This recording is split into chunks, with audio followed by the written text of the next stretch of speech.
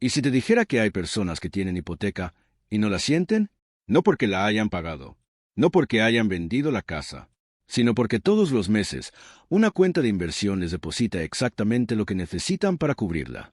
Automáticamente, sin que ellos muevan un dedo. Eso suena a cuento, ¿verdad? Pues hay canales en YouTube llenos de videos prometiéndome que puedes hacer exactamente eso en 4 años. Hoy te voy a mostrar la matemática real detrás de esa idea. Lo que funciona, lo que no funciona, y el plan en 2 etapas que se te puede llevar ahí. Solo que honestamente, no en 4 años. Quédate hasta el final porque hay un detalle sobre tu tasa de interés que cambia todo el análisis. Conoce a Carlos. Tiene 36 años, vive en Ciudad de México y trabaja como ingeniero en una empresa de tecnología. Hace 2 años compró su departamento con un crédito hipotecario del Infonavit. Su mensualidad es de $9,500 al mes, unos $500 aproximadamente. Carlos es de esas personas que lee, investiga y toma decisiones con la cabeza fría. Así que cuando un vídeo de YouTube le prometió que podía eliminar su hipoteca sin pagar en 4 años, no se emocionó de inmediato. Se preguntó, ¿cómo funciona esto de verdad? Esa pregunta es exactamente lo que vamos a responder hoy. Tu hipoteca es lo que se llama un pasivo fijo. Un gasto que llega puntual cada mes, igual, sin importar lo que pase. $9,500, $500, lo que sea en tu caso. Ahora imagina una cuenta de inversión que funcione al revés. En lugar de quitarte dinero cada mes, te lo deposita. Si esa cuenta te paga más de lo que cuesta tu hipoteca, el problema desaparece. No porque hayas pagado el préstamo, sino porque alguien más lo está pagando por ti. Tu propio portafolio. Esa es la idea. Simple, elegante y matemáticamente posible. La pregunta es, ¿cómo se construye esa cuenta? ¿Cuánto tiempo toma en realidad? Y funciona igual si tienes una hipoteca en México, en Colombia, en España o en Estados Unidos. Para que esto funcione, necesitas inversiones que te paguen dinero de manera periódica. Ahí entran los ETFs de dividendos. Un ETF es básicamente una canasta que contiene decenas o cientos de empresas a la vez. Cuando compras una unidad, estás comprando un pedazo de todo lo que hay dentro. Lo puedes hacer desde México con GBM o Bitso Inversiones, desde Colombia con Tiva o Buda, desde España con DeGiro o XTB, o desde cualquier país con brokers internacionales como Interactive Brokers. Los ETFs de dividendos se enfocan en empresas que reparten ganancias a sus accionistas. Hay algunos que destacan para esta estrategia. SCHD paga alrededor del 3,5% anual en dividendos. Más estable, más conservador. GP paga cerca del 8% anual. Genera ingresos vendiendo contratos de opciones sobre las acciones que tiene. JEPCO paga alrededor del 10% anual. Similar al anterior pero enfocado en empresas tecnológicas.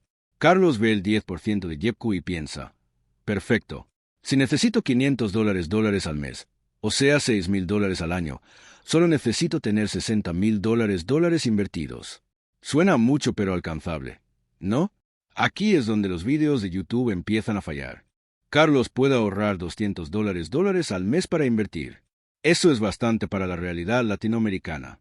No todos llegan ahí, pero Carlos lo logra con disciplina. Si Carlos pone $200 al mes en JEPCO y reinvierte todos los dividendos, ¿cuándo llegará a los $60,000? La respuesta, en aproximadamente 22 años. ¿Y si pudiera ahorrar $500 al mes? Unos 16 años. ¿Y si llegara a $1,000 al mes? Casi 11 años. Para llegar en 4 años como prometen esos thumbnails, Carlos necesitaría ahorrar $2,500 al mes de manera constante durante 4 años. Si Carlos puede hacer eso, ya no necesita ningún vídeo de YouTube. Ya es rico. La promesa de 4 años es real, para gente que ya tiene capital. Ese es el truco que no te muestran.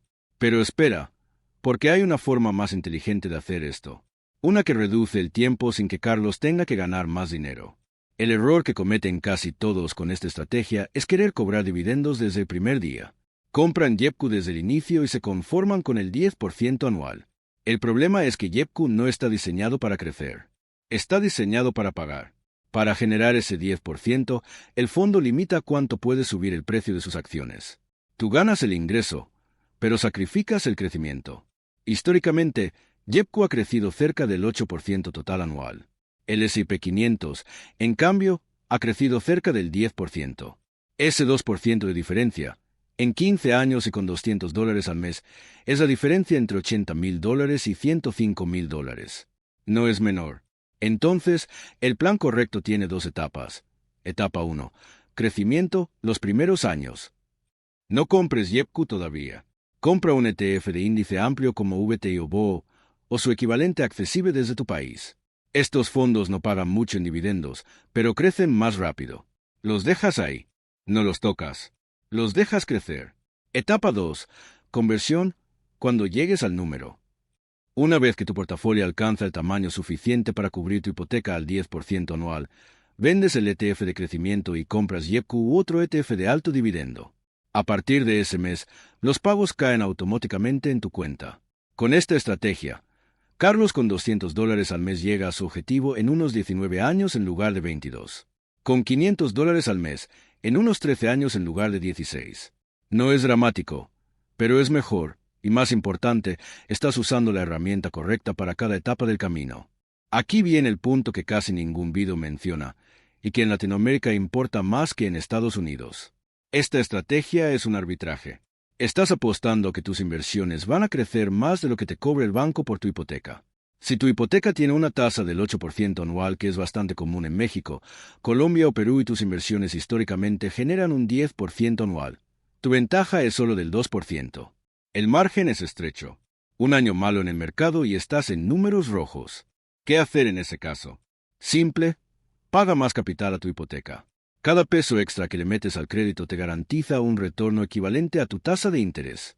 Si tu tasa es 8%, pagarle al banco es como invertir al 8% garantizado, sin riesgo. Muy pocos instrumentos te dan eso con certeza. La regla de oro es esta: tasa hipotecaria menor al 6%. La estrategia de inversión gana claramente. Construye el portafolio. Tasa entre 6% y 8%. Es un empate técnico. Puedes combinar ambas estrategias. Tasa mayor al 8%. Paga la hipoteca primero. El banco te está ganando.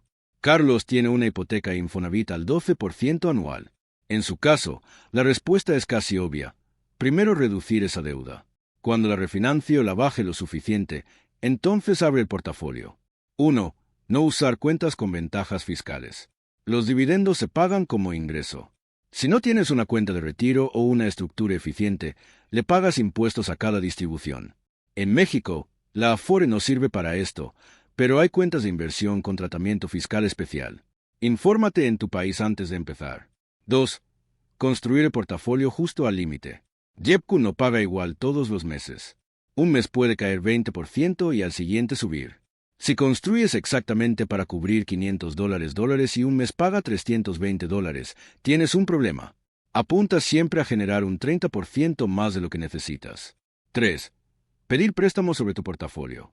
Algunos videos te van a decir que puedes pedir prestado contra tus inversiones para no vender y no pagar impuestos. Es una apuesta peligrosa. Si el mercado cae fuerte, el banco puede pedirte que liquides en el peor momento. Gente seria perdió todo en 2022 haciendo esto. Carlos hace esto. Abre una cuenta de inversión internacional en un broker confiable. Automatiza una transferencia de $200 al mes. Los primeros 12 o 13 años, ese dinero va directo a BOO o VTI. Crecimiento puro. No revisa la cuenta cada semana. No entres en pánico cuando el mercado cae. Sigue comprando. Cuando su portafolio cruza los $60,000, vende. Compra YEPCU. Al mes siguiente, $500 caen en su cuenta. Su mensualidad hipotecaria sale automáticamente. Carlos no la siente. Carlos no eliminó su hipoteca en 4 años. La eliminó en 13. Pero al final del camino tiene algo que los que pagaron anticipado no tienen. Un portafolio activo que va a seguir pagando mucho después de que la hipoteca se acabe. La idea central de esta estrategia es real. Lo que no es real es el atajo. Si tienes una hipoteca con tasa baja, considera seriamente este camino. Si tu tasa es alta, empieza pagando deuda y abre portafolio después. En cualquier caso, lo que cambia todo no es cuánto ganas. Es cuánto tiempo le das al plan.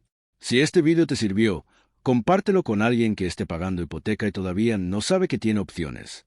Y déjame en los comentarios cuál es tu situación. ¿Tasa alta o tasa baja? ¿Ya empezaste a invertir o todavía estás pensándolo? Nos vemos en el siguiente video.